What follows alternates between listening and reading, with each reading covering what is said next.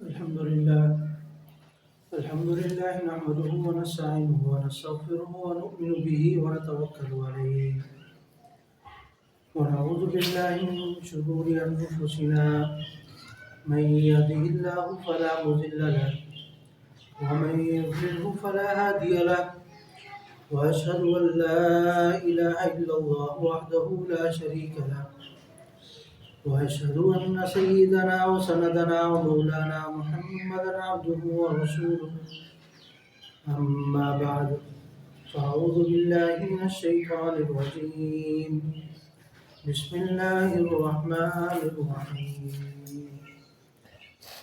وعباد الرحمن الذين يمشون على الأرض هونا وإذا خاطبهم الجاهلون قالوا سلاما والذين يبيتون لربهم سجدا وقياما والذين يقولون ربنا اصرف عنا عذاب جهنم إن عذابها كان غراما صدق الله العظيم وصدق رسوله النبي الكريم ونحن على ذلك لمن الشاهدين والشاكرين والحمد لله رب العالمين. میرے واجب الاحترام قابل صد احترام دوستوں ساتھیوں بزرگوں، جو آیت میں نے آپ حضرات کے سامنے تلاوت کی ہے، اس آیت میں اللہ رب العزت اپنے خاص بندوں کی کچھ علامات کو ذکر فرما رہے ہیں اور ان کو مخاطب فرما کر فرمایا ہے عباد الرحمن کے نام سے، یعنی ان کا نام ہی عباد الرحمن رکھا اللہ نے کہ رحمان کے بندے۔ وہ خاص لوگ کون ہیں؟ رحمان کے بندے، عباد الرحمن الذین یمشون علی الارض ہونا۔ ایک ان کی صفت بیان کی کہ وہ جب زمین پر چلتے ہیں تو ان کا انداز چلنے کا کیسا ہے۔ اللہ کے خاص بندے جب زمین پر چلتے ہیں تو ان کے چلنے کا ایک خاص انداز اس کو ذکر کیا ہے۔ الذین یمشون علی الارض ہونا، ہونا مطلب عاجزی، انکساری کے ساتھ، تکبر کے ساتھ نہیں چلتے، عاجزی انکساری کے ساتھ چلتے ہیں، اپنے اندر عجز، اپنے اندر کمزوری سمجھتے ہوئے، اپنے کو کمتر سمجھتے ہوئے ایک عاجزی کے ساتھ اللہ کی زمین پر چلتے ہیں۔ عباد الرحمن کی ایک صفت اللہ رب العزت نے ذکر کی، وعباد الرحمن الذین یمشون علی الارض ہونا، کہ وہ زمین پر اکڑ کر نہیں چلتے، تکبر کے ساتھ نہیں چلتے، کسی کو نیچا دکھا کر نہیں چلتے، بلکہ عاجزی انکساری کے ساتھ اللہ کی حمد و ثنا کرتے ہوئے چلتے ہیں، اور سمجھتے ہیں کہ ہم اس قابل نہیں، لیکن اللہ نے جو ہمیں عطا کیا ہے یہ ہماری قابلیت سے بہت زیادہ ہے، اس پر شکر ادا کرتے ہیں۔ اور دوسری صفت ذکر کی، وَإِذَا خَاطَبَهُمُ الْجَاهِلُونَ قَالُوا سَلَامًا۔ ایک تو زمین پر عاجزی کے ساتھ چلتے ہیں، اور اگر ان کے ساتھ کوئی جاہل، نہ سمجھ، عقل نہ رکھنے والا، کوئی جھگڑالو آ کر جھگڑا کرتا ہے یا کوئی بات کرتا ہے، کوئی سخت الفاظ استعمال کرتا ہے، قالوا سلاما، یہ اس پر سلامتی کرتے ہوئے اپنی راہ اختیار کر لیتے ہیں،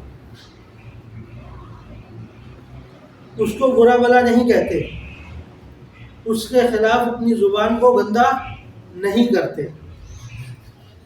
ایک گالی دے رہا ہے تو خود گالی دینا شروع نہیں کرتے، وہ برا بھلا کہہ رہا ہے تو اس کے جواب میں برا بھلا نہیں کہتے، بلکہ خاموشی کے ساتھ اس پر سلامتی کرتے ہوئے گزر جاتے ہیں۔ وَإِذَا خَاطَبَهُمُ الْجَاهِلُونَ قَالُوا سَلَامًا، یہ ان کی دوسری صفت ہے عباد الرحمن کی۔ اور تیسری صفت وَالَّذِينَ يَبِيتُونَ لِرَبِّهِمْ سُجَّدًا وَقِيَامًا، کہ وہ جب رات گزارتے ہیں تو وہ اپنے بستروں پر رات نہیں گزارتے، لِرَبِّهِمْ سُجَّدًا وَقِيَامًا، اپنے رب کے لیے سجدے اور قیام میں وقت گزرتا ہے، قیام اللیل میں وقت گزارتے ہیں، تہجد میں وقت گزارتے ہیں۔ یہ صفات ہیں عباد الرحمن کی۔ الرحمن اللہ رب العزت کی پہلی صفت ہے، الحمدللہ رب العالمین الرحمن الرحیم، بسم اللہ الرحمن الرحیم۔ رحیم بعد میں آتی ہے، رحمان پہلے آتی ہے۔ تو رحمان میں اللہ رب العزت کی صفت کے اندر غلبہ یا شدت زیادہ ہے بنسبت رحیم کے، اس وجہ سے عباد الرحیم نہیں فرمایا، عباد الرحمن کہ رحمان کے بندے۔ یہ وہ رحمان، یہ وہ ذات ہے جو تمام جہانوں کا پالنے والا ہے، جو تمام جہانوں کا رب ہے۔ اس کے بندے بن جاؤ۔ اس کے بندے کب بنو گے؟ جب یہ علامات تمہارے اندر آ جائیں گے۔ زمین پر اکڑ کر نہ چلنا، تکبر کے ساتھ مت چلنا، کاٹن کے کپڑے پہن کر، لٹھا پہن کر دوسروں کو نیچے دکھاتے ہو مت چلنا، بلکہ عاجزی ان کی ساری، تکبر نہ ہو تمہارے اندر،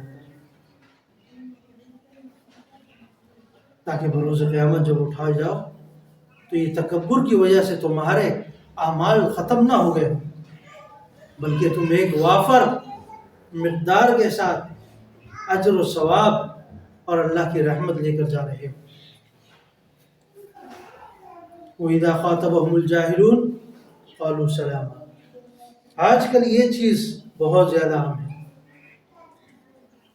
دو لوگ بیٹھ جاتے ہیں، ایک تیسرے کی برائی شروع کر دیتے ہیں، یا اکیلا کوئی جا رہا ہے، اس کے خلاف کوئی کھڑا ہو گیا، کوئی بات کرنے لگا تو یہ فوراً اپنے آسین چڑھا لیتا ہے، میں تیار ہوں لڑنے کے لیے۔ معافی والی صفت ختم ہوتی جا رہی ہے۔ حضرت علی رضی اللہ تعالیٰ عنہ کے بارے میں آتا ہے کہ ایک جہاد کے موقع پر ایک کافر کو نیچے لٹایا اور اس پر تلوار مارنے لگے، اس کو قتل کرنے کے لیے تلوار مارنے لگے تو آگے سے اس کافر نے تھوک پھینک دیا جو آپ کے چہرے پر آ کر لگا۔ اب ہمارے جیسا ہوتا تو شاید اس کی تلوار میں اور شدت ہو جاتی، شاید ایک دفعہ مارنے کی وہ 2 دفعہ مارتا اسے، کیونکہ اب اس کے اندر غصہ بھی شامل ہو گیا، یہ ہوتا کون ہے جو مجھ پر تھوک رہا ہے؟ لیکن حضرت علی نے اس کو چھوڑ دیا کہ اب میں اسے قتل نہیں کروں گا۔ پہلے میں اللہ کے لیے اسے قتل کر رہا تھا، اب اس کے اندر میری اپنی طبیعت شامل ہو چکی ہے، میرا غصہ شامل ہو چکا ہے، تو ایسا نہ ہو کہ اللہ کے لیے قتل نہ ہو، میرے غصے کی وجہ سے قتل ہو جائے اور اس پر مجھے ثواب نہیں ملے۔ میں جہاد کس کے لیے کر رہا ہوں؟ اللہ کے لیے۔ میں جہاد کیوں کر رہا ہوں؟ اعلیٰ کلمت اللہ کے لیے۔ اگر اس کے مارنے میں مجھے ثواب نہیں ملے اور میری اپنی طبیعت شامل ہو جائے تو پھر یہ میرے لیے خسارے کی بات ہے، نقصان کی بات ہے۔ حالانکہ اگر وہ وہ قتل کر دیتے تو اس پر بھی ثواب تھا۔ میدان جنگ کے موقع پر ہے اس طرح کے حادثات ہو جاتے، لیکن وہ ایک ایک لمحے کو اپنے لیے قیمتی بنانا چاہتے ہیں، ایک ایک نیکی کو اپنے لیے قیمتی بنانا چاہتے ہیں، کہیں ہماری نیکیاں ہمارے اپنے اعمال کی وجہ سے ضائع نہ ہو جائیں، اس ڈر سے۔ تو عباد الرحمن کے اندر سب سے پہلی صفت کو بیان کیا، وَإِذَا خَاطَبَهُمُ الْجَاهِلُونَ قَالُوا سَلَامًا۔ سب سے پہلے عاجزی ان کی ساری آپ کے اندر آ جائے، اور دوسرا جب آپ سے کوئی لڑائی جھگڑا کرے تو آپ نے اسے سلام کرتے ہوئے ایک طرف چلے جائیں، بحث و مباحثے میں نہیں پڑنا، جنگ و جدال میں نہیں پڑنا، لڑائی جھگڑے میں نہیں اترنا جانا۔ یہ تمہارے لیے نقصان دہ ہے، تمہاری نیکیوں کے لیے نقصان دہ، تمہاری آخرت کے لیے نقصان دہ، تمہارا ذخیرہ جو بن رہا ہے اس کے لیے نقصان دہ۔ یا تو اس کے ساتھ لڑائی کر کے، اس کے ساتھ جنگ کر کے، اس کے ساتھ برا بھلا بول کر اپنے اعمال کو یہیں ختم کر لو، یا اس کا برا بھلا بچا کر آخرت میں لے جاؤ، اللہ اس کے مقابلے میں تمہیں بڑے ثواب سے بڑا ثواب عطا کر دے گا، اور اس کے مقابلے میں تمہیں جنت دے دے گا۔ فیصلہ یہی وہ وقت ہوتا ہے جس کو کہا جاتا ہے الصبر عند الصدمۃ الاولی، حدیث میں آتا ہے۔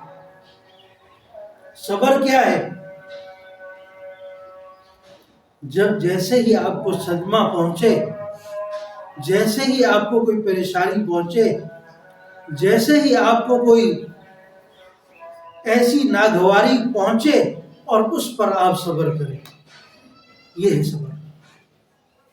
الصبر عند الصدمۃ الاولی، یہ نہیں ہے کہ آج میرا باپ، میری گھر والی، یا میرے رشتہ داروں میں میری ماں، میری بیٹی، میری بہن کسی کا انتقال ہو گیا، اس وقت میں آہوازاری کرنے لگوں اور 1 مہینے بعد بولوں کہ اللہ نے مجھے صبر دے دیا، تو ایسی بات نہیں، یہ صبر نہیں۔ صبر تو بعد میں آ ہی جاتا ہے۔ اصل یہ ہے جس وقت آپ پر صدمہ طاری ہوا اس وقت آپ صبر کریں۔ حضرت علی رضی اللہ تعالیٰ عنہ پر جس وقت تھوک پھینکا گیا اس وقت انہوں نے صبر کا مظاہرہ کیا۔ جس وقت آپ پریشانی میں ہیں اس وقت آپ صبر کریں، جس طرح اس وقت فلسطین کے مسلمان صبر کر رہے ہیں۔ یہ ہے صبر عند الصدمۃ الاولی۔ پورے گھر کے جنازے سامنے پڑے ہوئے ہیں لیکن صبر ہو، اللہ کی حمد و ثنا ہو رہی ہے، اللہ اکبر کے نعرے لگ رہے ہیں، گالی گلوچ پر نہیں اتر آئے، ایک دوسرے کے ساتھ لڑنے پر نہیں اتر آئے، اپنے گریبان نہیں پھاڑ دیے، ان کی باپردہ خواتین بے پردہ ہو کر باہر نہیں نکل آئی، انہوں نے اپنے پردے کی رعایت رکھی، اپنی حفاظت کی، اپنے گھروں کی حفاظت کی، اپنی عزتوں کی حفاظت کی۔ یہ ہے صبر۔ جس وقت آپ پر کوئی ناگواری گزرے آپ اس وقت صبر کریں۔ آپ کا پڑوسی مسلسل آپ کو تنگ کرتا ہے لیکن آپ صبر کرتے جائیں، یہ ہے صبر۔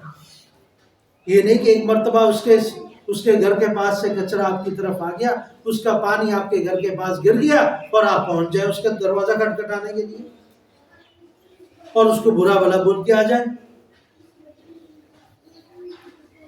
یہ صبر نہیں، یہ تو آپ نے فوراً بدلہ لے لیا۔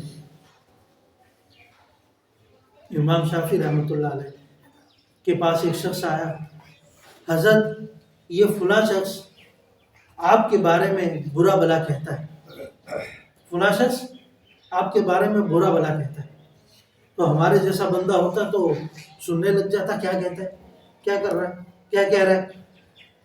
آپ نے فوراً جواب دیا کہ اگر وہ جو تم کہہ رہے ہو، اگر وہ اس نے یہی کہا ہے تو تم چغل خور ہو، تم نے چغلی کر لی ہے میرے پاس آ کر، اگر اس نے یہ نہیں کہا تو پھر تم فاسق ہو، جھوٹے ہو۔ وہ بندہ شرمندہ ہو گیا، فوراً واپس چلا گیا، یعنی اس کی باتوں میں نہیں آئے بلکہ اسے ہی شرمسار کر دیا کہ ایک تیسرا بندہ میرے بارے میں جو کہہ رہا ہے تجھے کیا ضرورت ہے تو میرے پاس آ کر مجھے بتائے.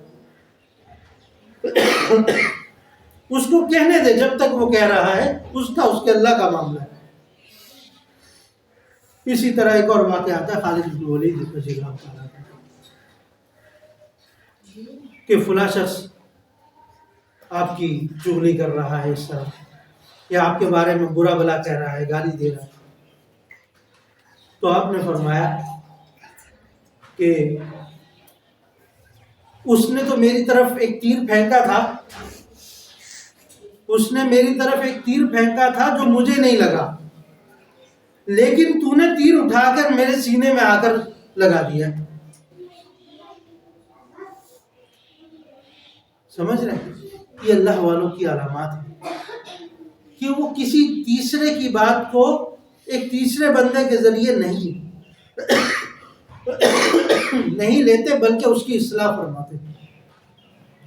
کہ ایک شخص مجھے تیر مار رہا ہے، وہ مجھے نہیں لگا لیکن تو نے زبردستی لا کر میرے سینے میں گاڑ دیا. وہ تو کسی کی بات دوسرے تک نہ پہنچائی جائے، یہ بھی غلط ہے. یا تو وہ چغلی ہو جائے گی اگر سچ کہہ رہا ہے، اگر جھوٹ کہہ رہا ہے تو پھر فاسق ہو جائے گا، گناہگار ہوگا، جھوٹا ہو جائے گا. تو اللہ والوں کے مختلف طریقے ہوتے ہیں اپنے لوگوں کی اصلاح کی. تو یہ بھی ایک طریقہ ہے دوسروں کی اصلاح کی. والذین یبیتون لربہم سجدا وقیاما. ایک آخری صفت ایک اور بیان کی کہ عباد الرحمن کون ہوتے ہیں؟ جو راتوں کو تہجد میں اٹھتے ہیں، اللہ کی حمد و ثنا کرتے ہیں، قیام اور سجدے میں اپنا وقت گزارتے ہیں. یہ عباد الرحمن. اللہ رب العزت ہمیں عباد الرحمن بنائے، اپنے نیک لوگوں میں شامل فرمائے.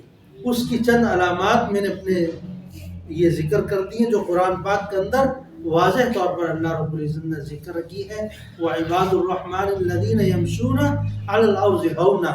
کہ وہ جب زمین پر چلتے ایک عاجزی اور انکساری کے ساتھ، تکبر کے ساتھ زمین پر نہیں چلتے.